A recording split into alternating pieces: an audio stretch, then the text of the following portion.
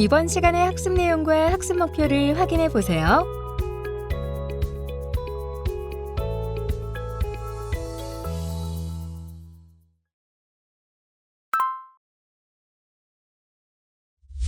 통합자원봉사단의 2의 강의를 맡은 세안대학교 이주호 교수입니다. 반갑습니다.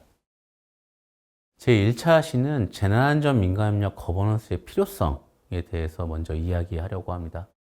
잘 아시는 것처럼 최근에 재난안전과 관련해서는 민간협력의 중요성이 강조되고 있고요. 특히나 이러한 협력의 문제가 네트워크 차원을 넘어 거버넌스의 필요성으로 다루어지고 있습니다. 그런 점에서 통합자원봉사지원단에 대한 이야기를 나누면서 먼저 민간협력 거버넌스의 필요성을 이야기하려고 하고요. 특히나 그런 측면에서 자원봉사자 활용 측면의 중요성과 함께 이야기를 드리고자 합니다. 저희가 민간자원봉사자의 어떤 자원의 중요성을 이야기 드리는 데 있어서 가장 먼저 이해하고 들어갈 부분은 재난 환경의 변화라고 하는 부분입니다. 누구나 잘 아시는 것처럼 재난의 성격이 상당히 불확실성을 특성으로 하고 있다는 것은 이미 주지하고 있는 사실이고요. 최근의 재난이라고 하는 게 많이 들어보신 것처럼 대형화되고 복잡하고 네트워크화되고 있다고 하는 겁니다. 대형화되고 있다고 하는 건 과거에 발생하고 있는 재난과 대비해서 최근에 발생하고 있는 재난들은 그 규모적인 측면에서 매우 피해를 키우고 있다고 하는 거죠. 이러한 현상에는 당연히 증가한 인구라든지 도시화의 현상과 결부되어 있다고 하는 부분은 분명한 사실 중에 하나인 것 같습니다. 또 하나는 재난이 발생하고 있는 원인이라든지 성격, 유형이라든지 하는 것들이 상당히 복잡한 구조로 걸쳐 있다는 것이고요. 또 한 가지는 단일의 재난이 그 자체로서 끝나는 게 아니라 복합 재난으로 발전하기도 한다라고 하는 그런 복잡성을 가지고 있습니다. 또 하나 네트워크화라고 하는 건 사회 자체가 긴밀한 연결성을 키워가고 있다라고 하는 거고, 그러다 보니까 어느 한 지점 혹은 어느 한 지역 혹은 어느 한 시설에 대한 피해가 다른 시설로 확장되거나 피해를 키워나가는 층들을 가지고 있다라고 하는 거죠.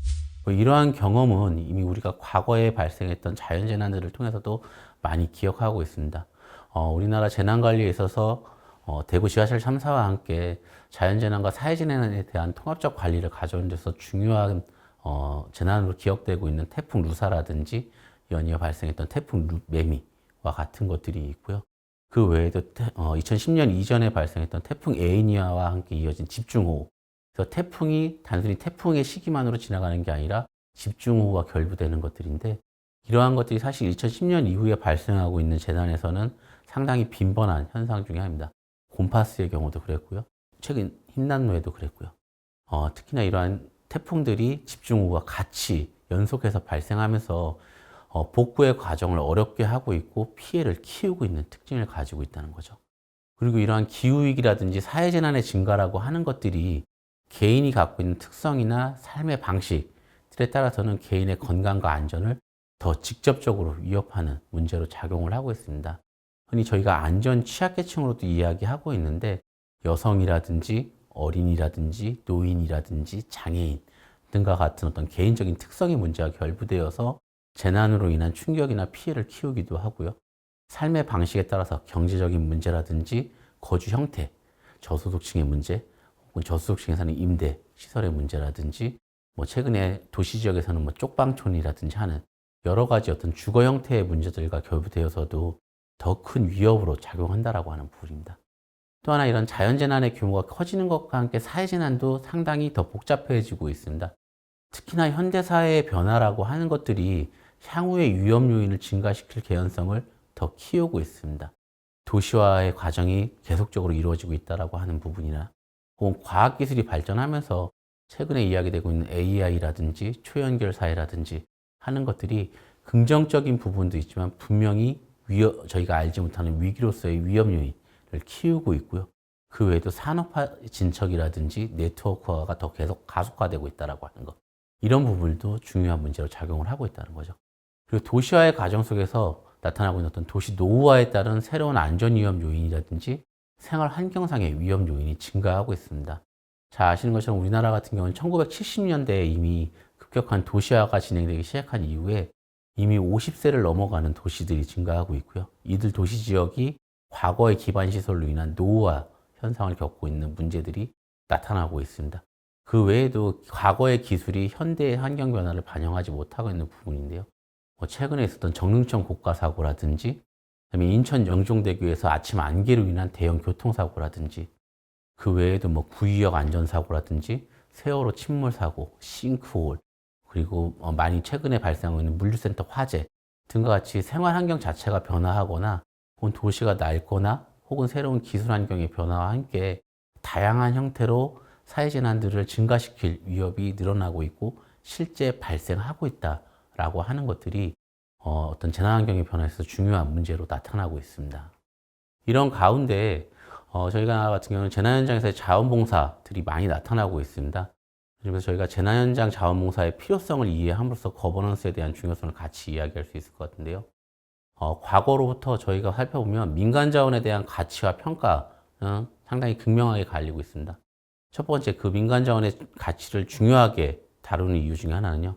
이들 민간 자원봉사자들은 서로 다른 삶의 방식이라든지 문화, 다양한 장소에서 삶을 살아오면서 각자가 서로 다른 전문 지식과 경험을 축적해 왔다는 것입니다. 이러한 전문 지식이라든지 경험이라고 하는 것들이 재난 현장에서 상당히 유용하게 활용될 수 있다고 하는 거고요.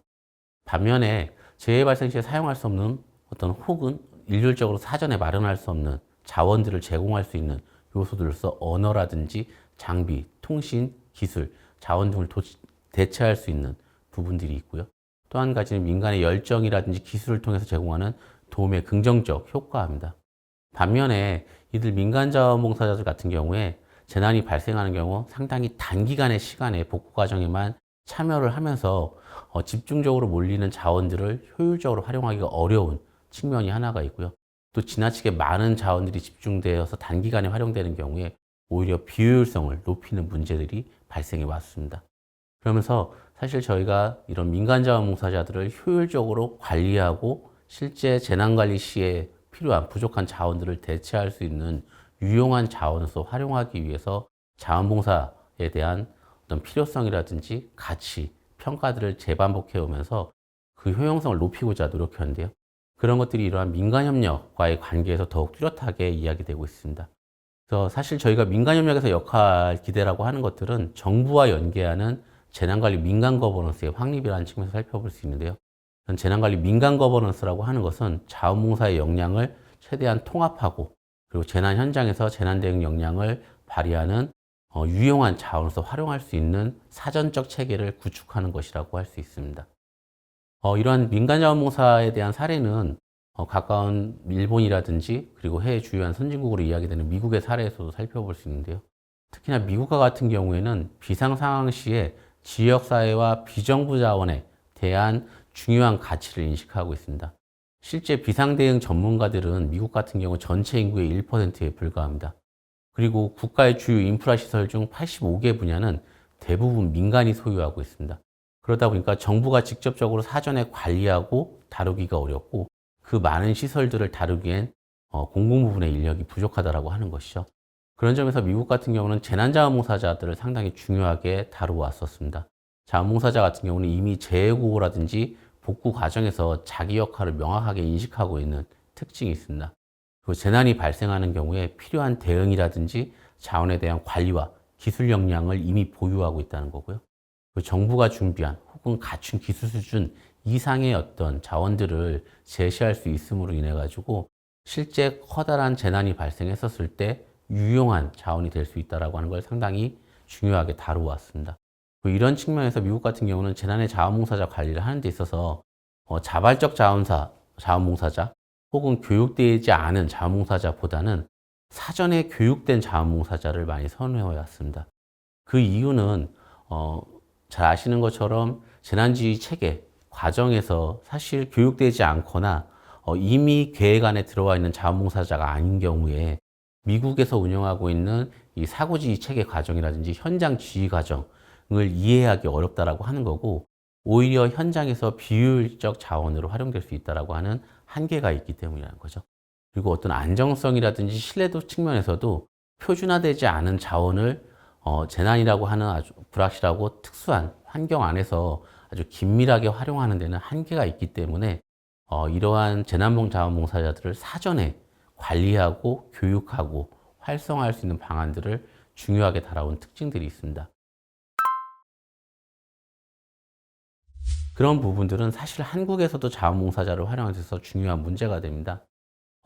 우리나라 같은 경우는 허베이 스프리트 유류 유출 사고가 발생했었을 때 태안 지역의 대규모 자원봉사자들이 몰리면서 특히나 이들 자원봉사자들을 효과적으로 활용하지 못하는 문제로 인해 가지고 처음 자원봉사자들에 대한 활용 문제가 불거졌는데요. 이후에 세월호 참사가 발생하는 과정에서도 사실 자원봉사자분들이 많이 팽목항에 모여서 자원봉사 활동을 했습니다만 이들 자원봉사자들이 실제 재난 현장에서 부정적인 메시지라든지 어떤 홍보의 결과들을 외부로 나타내는, 표출하는 경우들이 있다고 하는 거고요. 그리고 자원봉사자들 스스로가 재난 현장에서 만족스러운 자원봉사 활동을 하지 못하는 경우에 부정적 홍보 효과를 가져온다라고 하는 것. 그 외에도 어떤 최근같이 SNS가 발달하는 과정에서 실시간으로 어떤 현장에 불필요한 정보라든지 왜곡된 정보 혹은 통제되지 않은 정보들이 외부로 노출이 되면서 오히려 정부라든지 이런 재난관리에 대한 대응 복구 활동들을 어렵게 하는 문제들로 작용을 하고 있습니다. 그런 점에서 사실 이제 자원봉사자들을 관리하는 것들이 우리 사회에도 상당히 중요한데요. 그동안 우리 정부가 자원봉사자를 관리하는 데 있어서 고민해온 여러 가지 문제점들이 있습니다. 사실 어떤 과거 자원봉사 활동의 문제점이나 한계라고 이야기할 수 있는 부분인데요. 첫 번째가 자원봉사자의 성격에 따라서 요구되는 훈련이라든지 면허가 없다라고 하는 것입니다. 저희 자원봉사자들 같은 경우는 사전에 어떠한 교육을 이수하거나 능력을 갖고 있는지, 즉 역량을 갖추고 있는지에 대한 평가 없이 자원봉사를 희망하는 경우에 이들이 들어와서 자원봉사 현장에서 배치되고 활용되고 있는데요. 이러한 것들이 어떤 문제로 작용하고 있었다는 거고요. 그리고 취약계층 등을 지원하는 경우에 자원봉사자들에 대한 명확한 신원 확인이 사전에 이루어지지 않고 있다고 하는 겁니다.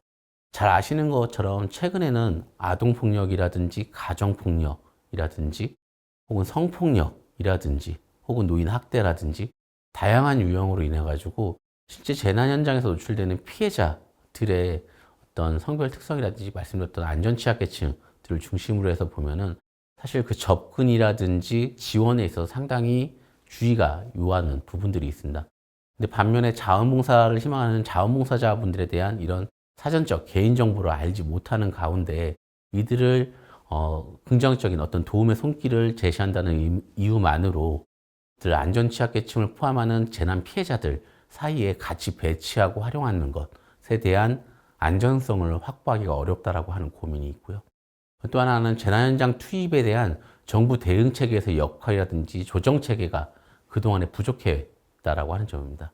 오늘 이야기하는 통합자원봉사 지원단이 이야기되기 전까지만 하더라도 사실 많은 자원봉사자들이 오더라도 이런 것들이 현장을 중심으로 해서 기초자치단체에서 사실 활용되고 했었는데 그러다 보니까 많은 문제점들을 사실 노출해온 게 사실입니다.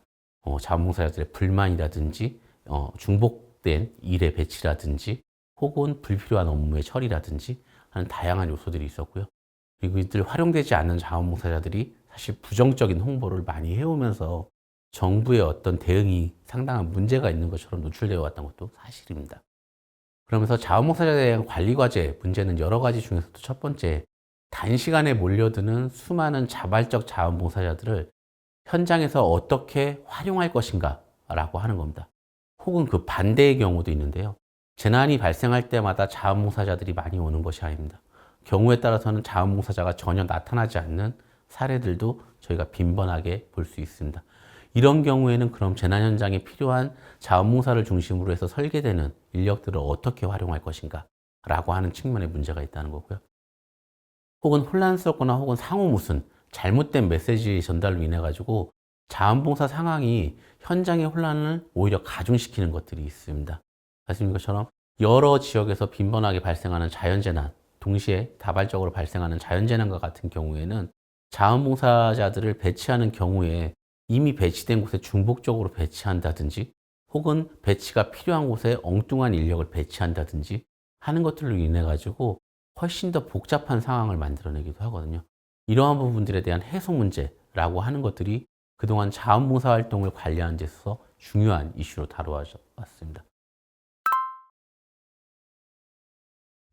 특히나 이러한 자원봉사자들을 정부의 어떤 재난대응 과정에 포함시키겠다라고 하는 논의 속에서 민간협력 거버넌스가 다뤄져 왔는데, 그 이유는 근본적으로 재난관리를 하는 데 있어서 정부의 대응에 절대적인 부족과 한계라고 하는 것이 있고, 또 하나는 재난관리를 하는 방식 자체가 변해왔다는 겁니다. 과거와 같은 경우에는 주로 물질적인 피해를 중심으로 한 복구가 핵심이었습니다. 그러다 보니까 어떤 개인이 겪고 있는 심리적인 불안이라든지 지원의 문제들은 소홀해져 왔는데요. 사실은 정부가 최근에 와서는 이런 심리적인 지원이라든지 회복의 문제까지도 다루고 있습니다. 그러다 보니까 이런 정신적 피해 치유를 포함하는 활동들에 있어서 정부가 가능한 의료적, 심리적 지원을 하지만 그 외에도 장기화되는 재난 피해자들의 이런 심리 회복 과정에는 민간의 협력이 절대적으로 필요하다고 하는 거고요. 두 번째는 분산된 지원 체계 방식에서 잘 아시는 것처럼 일원화된 대응 체계를 갖춰왔다는 겁니다. 왜 지금에도 여전히 일원화된 대응 체계를 강조하는가라고 보면은 저희가 자연재난 같은 경우는 비교적 중대본을 중심으로 해서 효율적으로 다뤄지는데 반해서 사회재난과 같은 경우에는 중앙사고수습본부라든지 이중적 지휘체계의 문제, 여러 가지 원인들이 발생하고, 그러다 보니까 현장을 통제하고 관리하는 데 있어서 상당히 어려움이 있거든요. 근데 이러한 부분들을 사실 정부의 많은 노력들로 개선해 온 것이 사실입니다. 그러면서 일원화된 대응 체계로 만들어내면서 결국은 자원봉사자라든지 민간의 협력 주체들과도 유기적인 지휘 명령이라든지 조정 체계를 갖추어야 되는데, 이런 관점에서 거버넌스의 틀을 마련하는 것이 중요하고요. 세 번째는 통제 중심에서 관리 중심으로 변화하고 있다는 겁니다. 특히나 관리 중심의 변화라고 하는 것은 그동안 모든 것을 중앙이나 혹은 행정기관이 현장에 대한 문제를 현장 밖에서 통제하던 방식에서 관리 중심, 자율이라든지 지원 중심으로 변화하면서 현장 안에서 문제를 해결하도록 이끌고 있다고 하는 거거든요. 그러다 보니까 현장에 소요되는 자원들 중에 포함되는 자원봉사자를 포함한 이런 민간 협력의 주체들과의 관계나 거버넌스가 중요해질 수밖에 없습니다.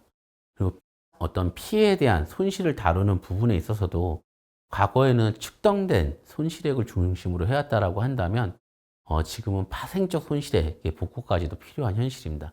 즉 경제적 파급 효과라든지 사회적 파급 효과들의 문제를 다룰 수밖에 없고요.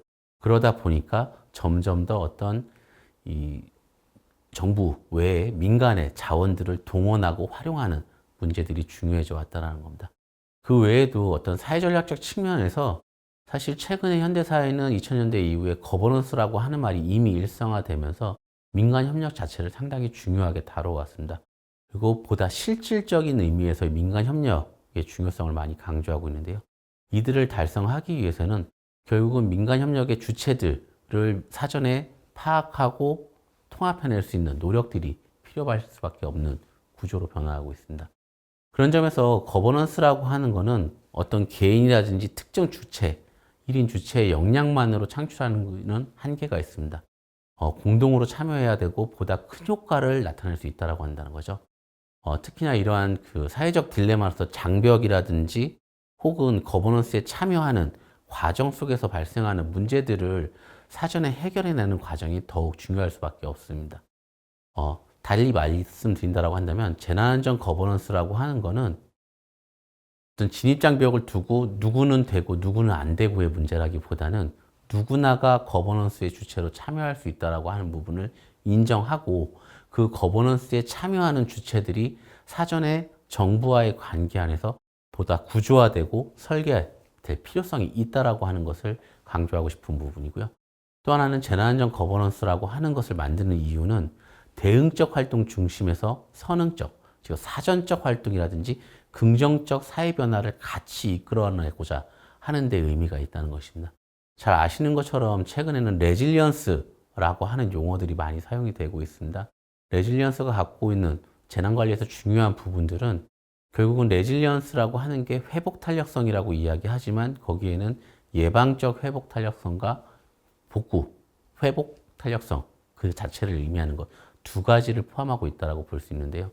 예방적 탄력성이라고 하는 것은 결국은 재난이 발생하는 것을 사전에 막기 위한 혹은 재난이 발생하더라도 그 피해를 최소화하기 위한 경감을 가능하게 하는 회복 탄력성이라고 할 수 있고요. 복구 차원의 회복 탄력성은 피해가 발생했었을 때 그런 것들을 원상태로 돌리기 위한 긍정적 힘을 발휘하는 것들을 이야기하는데, 거버넌스를 만든다라고 하는 것은 이런 예방적 탄력성을 높인다는 점에서 상당히 중요한 의미를 가지고 있습니다. 왜 그러냐 하면 사실 참여 주체들이 혹은 시민분들이 재난관리의 중요성을 서로 인식하고 공유하고 있지만, 재난안전관리의 사전적 활동을 어떻게 해야 되는가, 그리고 재난이 발생했을 때 정부는 무엇을 하고 그에 따라서 나는 무엇을 해야 되는가 라고 하는 부분에 대해서 충분히 고민하거나 논의하지 못하고 있었다는 거죠. 근데 이러한 거버넌스를 만들어냄으로 인해 가지고 각자의 역할을 부여하고 그에 따라서 시민 주체 스스로가 사전에 예방적 단계로서 스스로 무엇을 할 것인가에 대해서 고민하고 제안하고 그리고 활동할 수 있는 체계를 만들어낸다라고 하는 점에서 거버넌스라고 하는 것은 상당히 중요한 부분입니다. 또 한 가지는 재난관리를 개인 또는 특정 조직의 의존 상태에서 한다라고 하는 것은 한계가 있을 수밖에 없다는 겁니다. 결국 최근의 재난이라고 하는 건 상당히 대규모가 되어 있고 관리하기 어렵다라고 하는 걸 이미 수차례 말씀드려 왔고요. 그러다 보니까 어떤 특정 개인에 의해서 해결될 수 있는 과제도 아니고 특정 조직에 의해서 해결되는 문제도 아닙니다. 특히나 그런 의미에서 지역사회를 기반으로 한 우리라고 하는 공동체의 일로 확대 발전시킬 수밖에 없는 것이고요. 그렇기 때문에 거버넌스라고 하는 게 중요하다라고 하는 의미를 가지고 있습니다. 예, 이번 차시는 이것으로 마치도록 하겠습니다. 수고하셨습니다.